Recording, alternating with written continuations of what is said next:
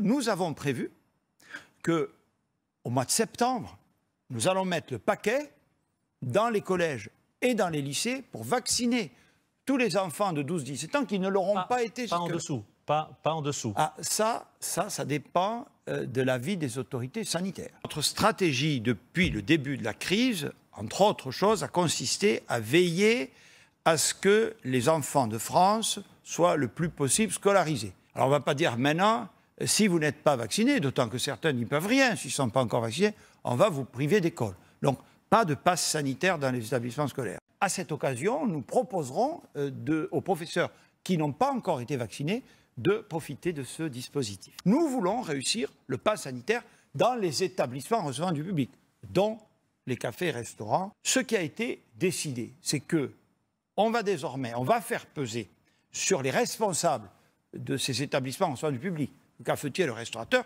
la vérification que la personne a bien son pass sanitaire. En revanche, tout ce qui a trait à l'identité de la personne, ça, nous considérons que ça n'est pas de leur responsabilité. Ils s'interrogeaient beaucoup. Ce sera bien entendu dans le cadre des contrôles des forces de sécurité qui interviendront soit à leur appel, soit de manière aléatoire dans le cadre de ce qu'on appelle des plans de contrôle. Le 12 juillet dernier, il y a eu plus de 3 millions de demandes de rendez-vous supplémentaires. Donc il y a quand même, c'est vrai que ça avait pas mal ralenti en juin.